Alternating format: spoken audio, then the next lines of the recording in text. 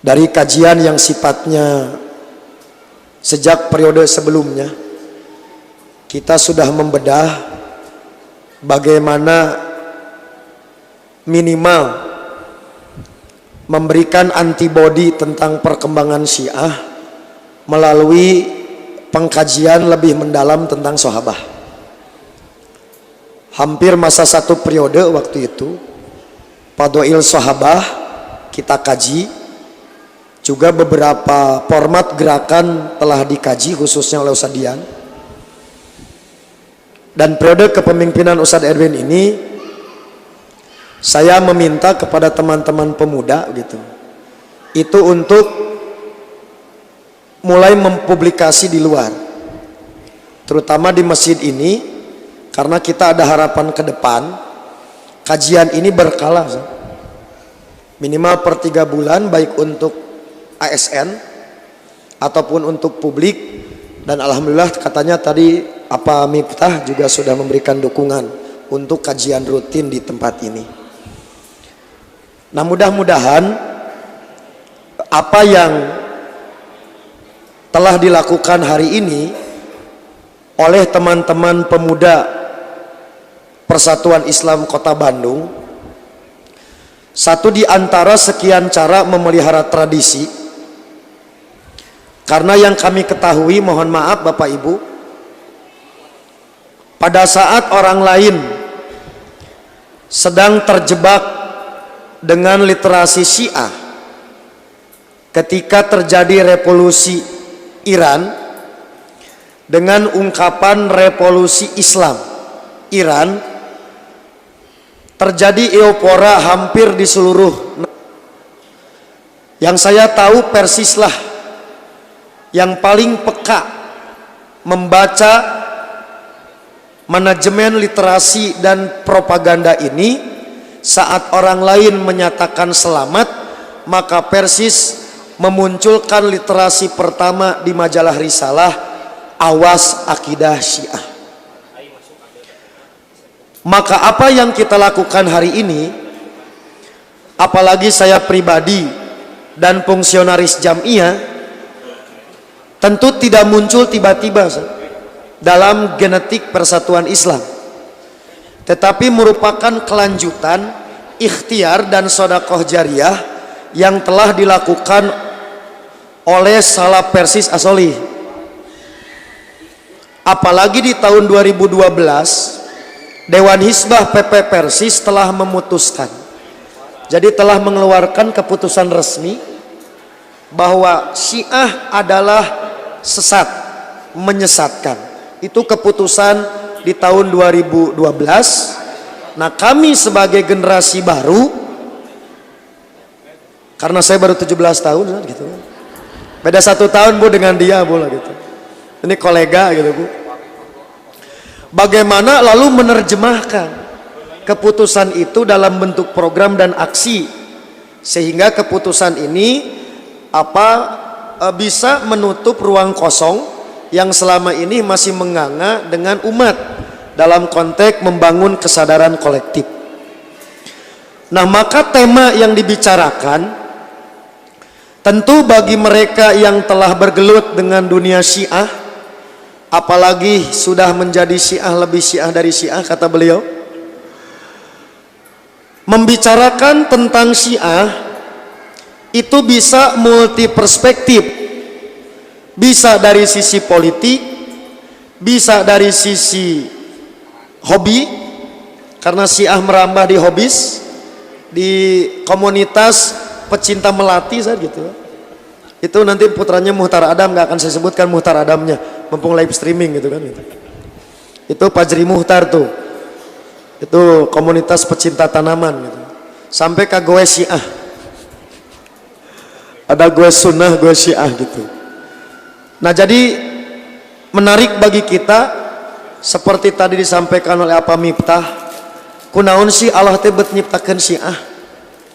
Sama jawabannya, buat apa Allah menciptakan setan? Supaya kita lebih waspada, kita lebih hati-hati, karena lengah sedikit maka kita menjadi abna syaitan.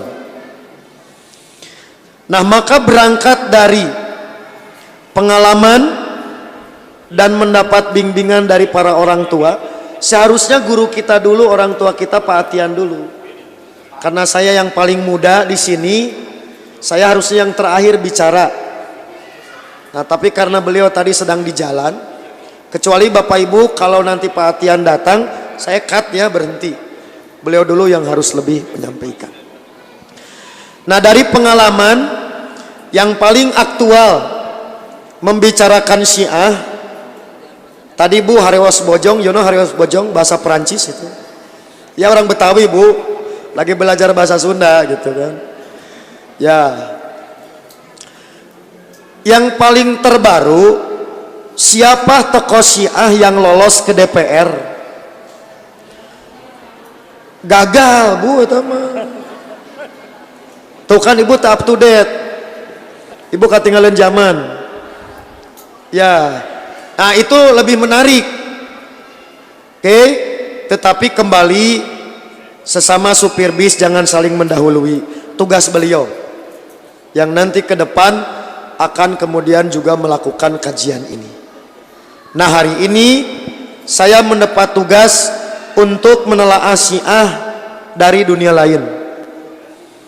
Ya, dari dunia lain yang jadi acuan next berangkat dari hasil muktamar ijabi Ormas Syiah untuk periode kepemimpinan kelima, yaitu tahun 2016 sampai 2021, maka membicarakan literasi. Tadi kata beliau, kita akan jauh dari hoax, karena ini adalah program resmi, walaupun semi tertutup, tapi toh bagi Allah tidak ada yang sulit bagi kita untuk mengakses. Di muktamar kelima, periode kepemimpinan kelima, Syiah mengadakan muktamar di Pondok Gede. Maka ada program 4 yang jadi program prioritas. Kurang lebih seperti ini hasil muktamarnya. Kalau nanti ibu nanya, Ustadz dari mana dapat? Kan waktu itu saya ngutus ibu hadir di muktamar Syiah, sok api-api wae ibu mah gitu. Jadi ada 4 program prioritas. Tampaknya literasi menjadi program prioritas, bahkan lebih untuk dikembangkan. Next. Dari 9 program internal, saya kasih warna merah di poin 5, 6, 7, bahwa program literasi di periode kelima ini menjadi program prioritas yang harus terus dipacu dan dikembangkan. Poin 5 ya, 5, mengadakan dan mengembangkan perpustakaan Islam di pusat-pusat pendidikan.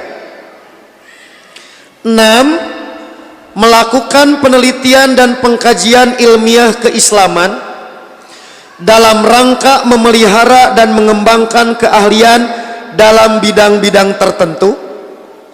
7, menerbitkan buku-buku, majalah, koran, buletin, membuat website radio dan televisi untuk memperluas tersebarnya paham dan keyakinan yang benar sesuai dengan petunjuk Al-Quran dan Sunnah Nabi yang diriwayatkan oleh Ahlu Bait. Jadi saya sengaja bawa dokumen resmi biar Bapak Ibu hari ini mendapatkan teks mantuk, bukan mafhum, bukan hasil pemahaman kita, tapi langsung mereka yang menyatakan, berarti untuk meminimalisir masuknya subjektivitas pemahaman kita. Jadi ini orisinil, bukan dapat dari pengecer, tapi langsung dari produsen. Oke? Tidak akan saya sebutkan siapa produsennya, ketua panitia muktamar Syiah. Asli mau disebutkan. Tolong sebutkan panitia nama. Ti panitia muktamar Syiah. Nah waktu itu ibu saya ajak, Ustaz, bisnya gratis, dapat amplop gitu. Ya kan amplopnya 50.000. Kok ibu tepayu 50.000 mah. Busnya gratis, catering tadi gratis, 3 hari penginapan gratis gitu kan. Nah ibu tidak tertarik karena cuma 50.000. Kalau 1 triliun malah rada bisa badami heula gitu. Nah saya tidak akan menerangkan, nanti biarkan Kang Edwin dan kawan-kawan menerangkan apa itu literasi. Tetapi dari 11 teori literasi, maka kurang lebih ada 4 jenis literasi yang dibidik dalam kerangka mempropaganda ajaran Syiah. Saya ambil pertama literasi digital, yang kedua literasi visual, kemudian yang ketiga literasi teknologi, yang keempat literasi informasi. Dari jenis 11 literasi secara teori akademik, maka 4 yang diprioritaskan untuk digarap, untuk dikelola. Maka dari pendekatan itu kita menemukan fakta. Format manajemen literasi Syiah pertama ada dalam bentuk blog atau web. Next. Kemudian sosmed. Yang ketiga web broadcast khususnya YouTube. Yang keempat aplikasi Android.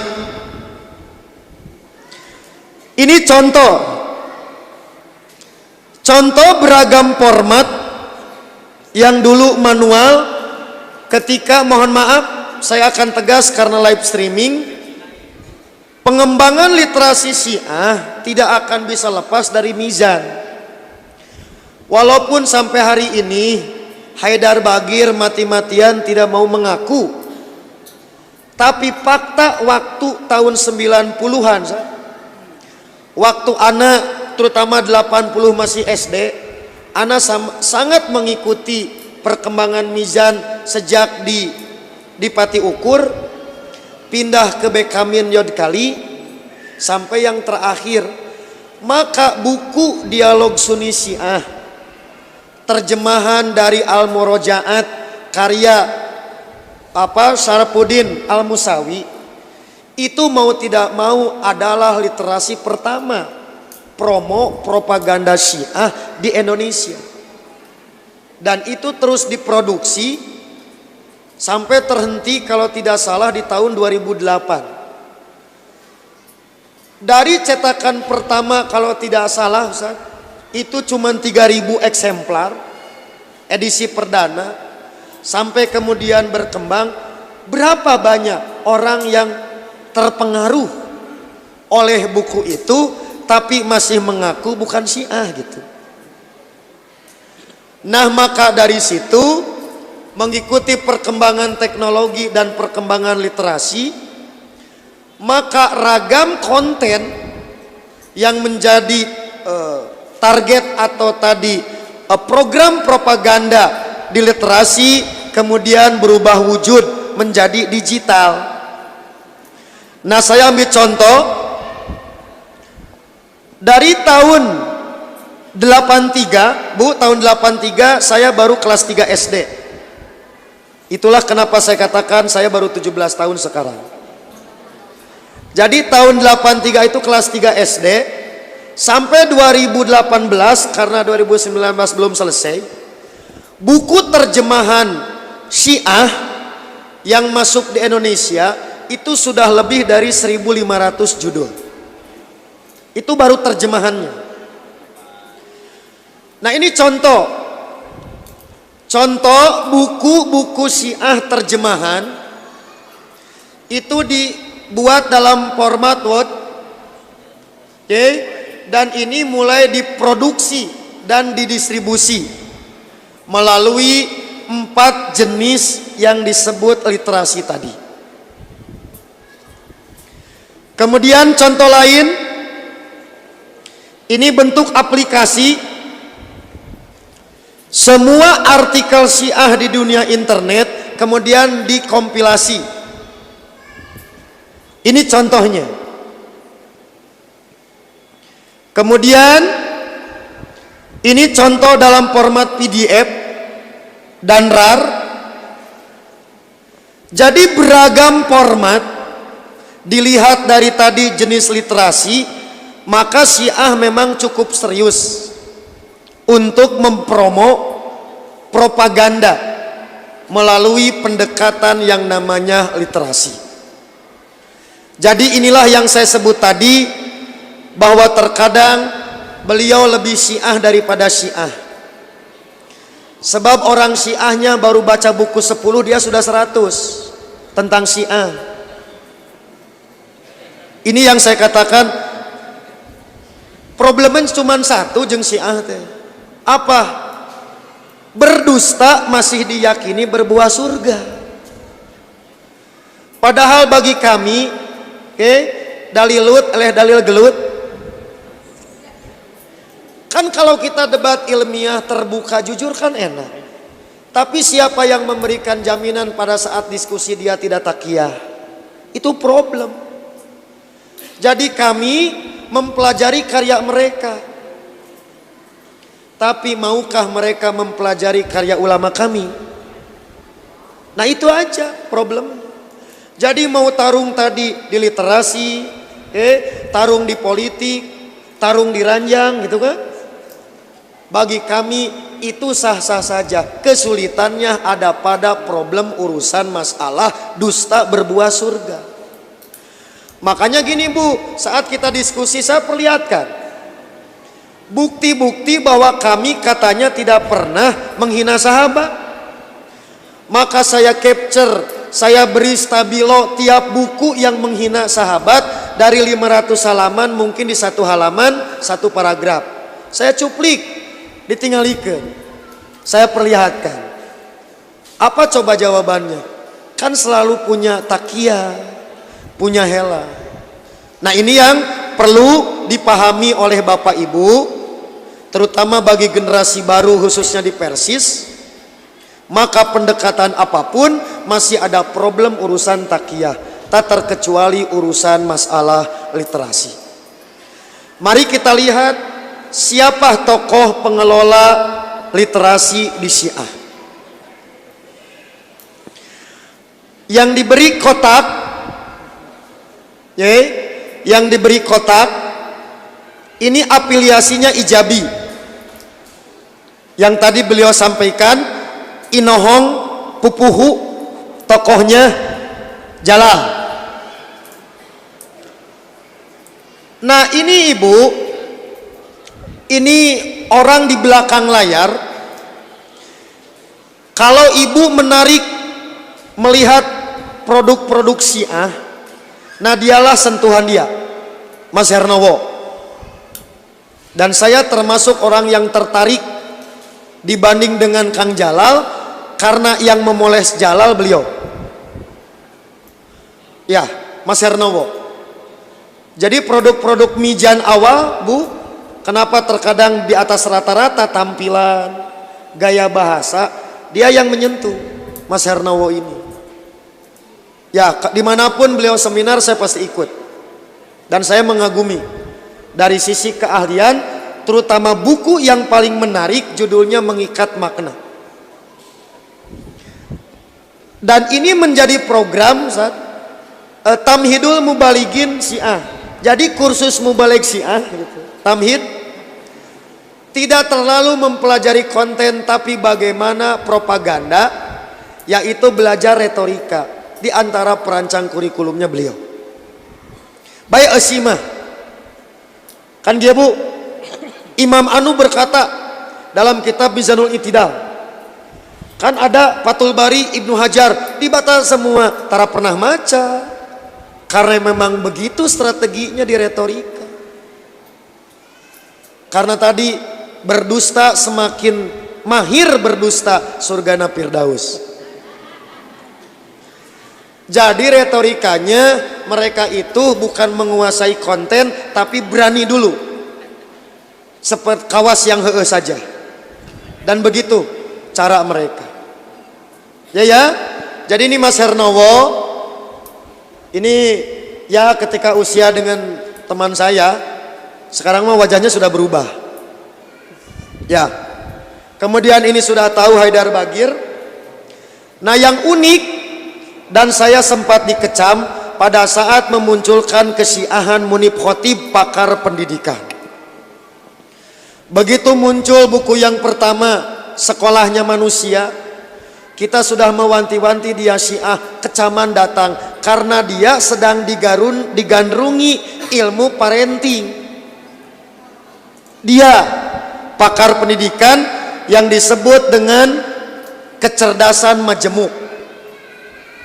Dan dia termasuk yang mendapat kepercayaan dari Iran mengelola 50 sekolah SDIT dengan prototipe di Gresik yang sudah berdiri. Dia yang langsung mendapat kepercayaan, maka Syiah ada pendekatan baru yang biasanya buku doktrin di urusan akidah, di buku-buku pemikiran filsafat. Begitu beliau masuk, ada sentuhan lain di dunia parenting. Makanya sekali lagi, orang tidak mudah. Barulah Allah menjawab pada saat terbit buku kedua, buku ketiga. Sambil contoh Bu ya, gaya mereka begitu halus. Buku Sekolahnya Manusia itu kan kurang lebih hampir 250 halaman. Maka propaganda Syiahnya hanya di satu halaman, itu di satu baris, memberikan contoh kecerdasan majemuk antara tadi atlet olahraga dengan Imam Humaini. Jadi pesannya halus, 250, mengambil contoh orang yang cerdas majemuk ketika benar penanganan anak didik. Lahirlah seorang pelari juara lari, lahirlah anak yang hafid Quran sejak 5 tahun. Siapa contohnya? Imam Humaini. Itu begitu halus. Kepentingan buku pertama nyimpen eta. Siapa yang akan nyangka itu adalah propaganda Syiah? Kan sederhana pertanyaan anak gitu. Kenapa contohnya tidak Ustadz Abdul Hadi? Meyakinkan itu tidak mudah. Barulah di buku kedua, puncaknya di buku ketiga. Teori pendidikan Golden Age, usia emas anak, dari mulai tadi dia sebagai raja, sebagai panglima, sebagai menteri. Itu teori parenting, hadis riwayat Syiah. Disitulah maka terlihat hampir tiap halaman selalu doktrin pendidikan Syiah. Oh Bu, marukan kumaha. Makanya kembalikan lagi. Mohon maaf Bu, parenting hari ini cenderung sekuler dan bau Syiah. Mangga Ibu ke Gramedia. Kalau kita lihat buku parenting yang murni Ahlus Sunnah cuma satu. Rasa orientalis, rasa Syiah itu mungkin 5. Yang saya khawatir termasuk katanya jangan mengatakan jangan ke anak. Sekarang menyebar. Tidak boleh mengatakan jangan kepada anak. Itu bukan teori Islam. Teori Islam mah Luqman Al-Hakim mengatakan kepada anaknya la tusyrik billah. Usia anaknya berapa? Mungkin 5 tahun. Jangan mengatakan jangan, di Quran mengatakan jangan musyrik. Nah maka itu juga perlu dicermati. Demikian halus literasi orang orientalis, orang sekuler, orang liberal dengan orang Syiah. Jadi tidak boleh menyebut melarang. Itu masuk Bu, halus. Kebetulan tidak saya bawa buku-bukunya. Karena aku kumpul Bu 20 tahun sudah 1 kontainer. Itu buku lahir nanti Asupan Ilahi, buku terjemah 4 seri yang menjadi rujukan Munib Khotib. dalam menggagas teori pendidikan khususnya di Indonesia. Nama bukunya itu terjemahan Asupan Ilahi, tidak akan saya sebutkan, penulisnya Ibrahim Amini. Nggak boleh sebutkan.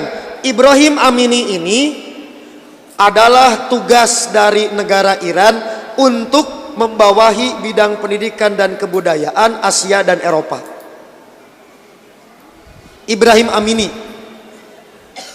Buku yang populernya diantaranya Asupan Ilahi 4 jilid. Nah, rujukan utama dia.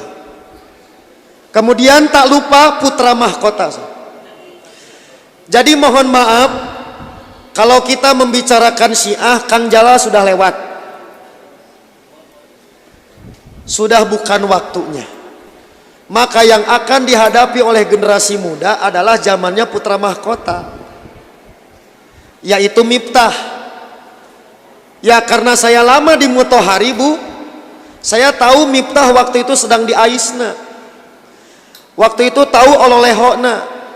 Kalau saya sekarang lehonyaan. Tahu, jadi dia sedang dicetak menjadi Putra Mahkota.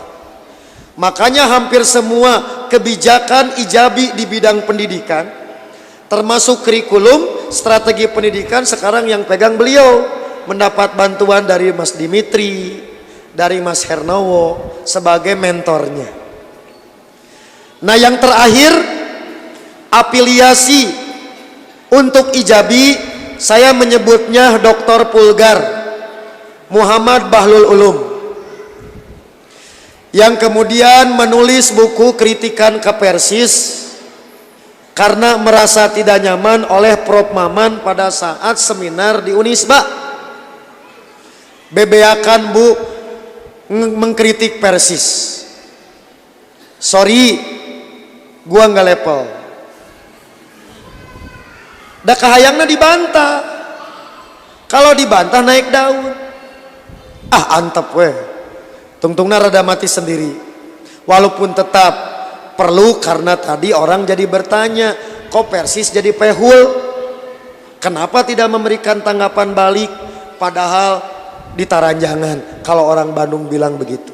Itu namanya Muhammad Babul Ulum, alumni Gontor yang keluar dari Pakem, dan buku yang terbaru yaitu Hadis-hadis Muawiyat disertasi doktornya.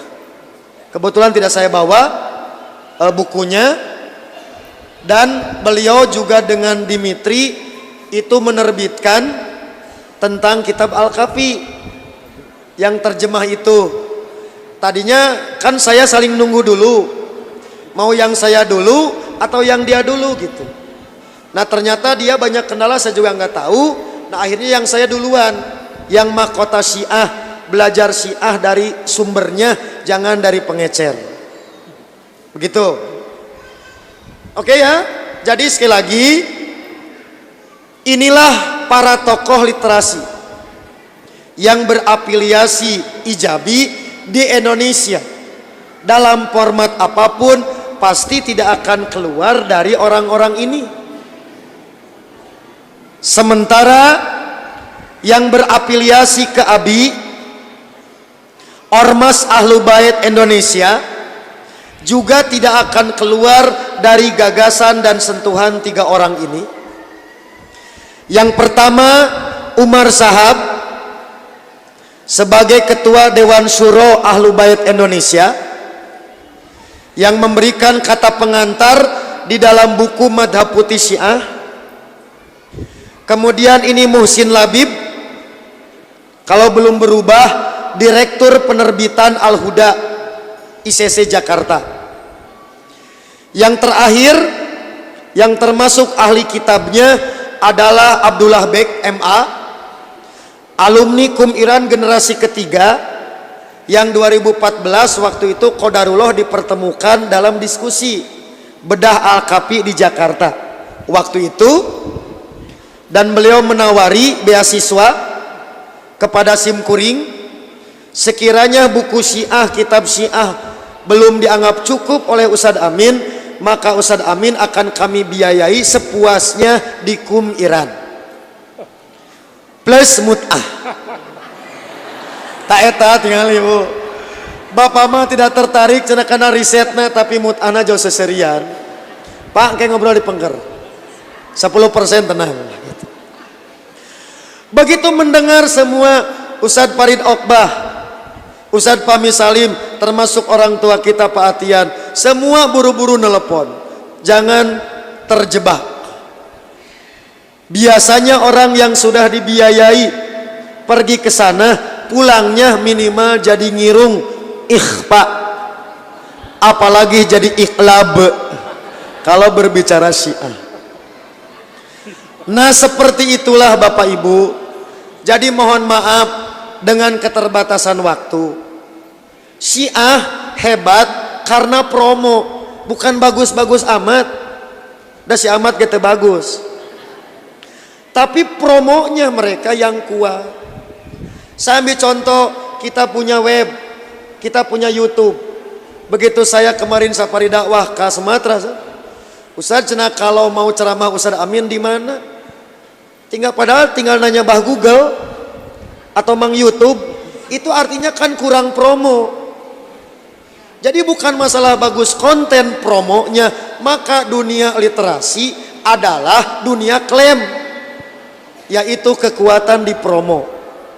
Maka silahkan pelajari, sudah saya lakukan penelitian, berapa jumlah web Syiah, di mana web hostnya, IP addressnya di mana, sudah saya sampaikan ke pakar, profesor, di mana Twitternya, kemudian aplikasi Androidnya sudah saya kumpulkan semua, tidak ada yang baru.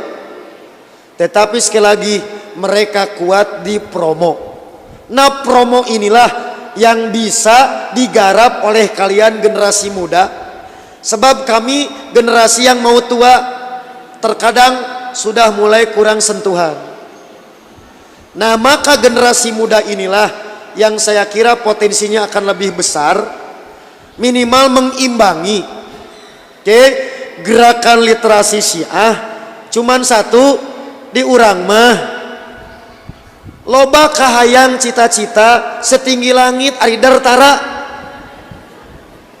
mengawang Syiah dari yang sederhana hanya tadi blogger WordPress, tapi mereka konsisten asupkeun padahal eusina mah runtah.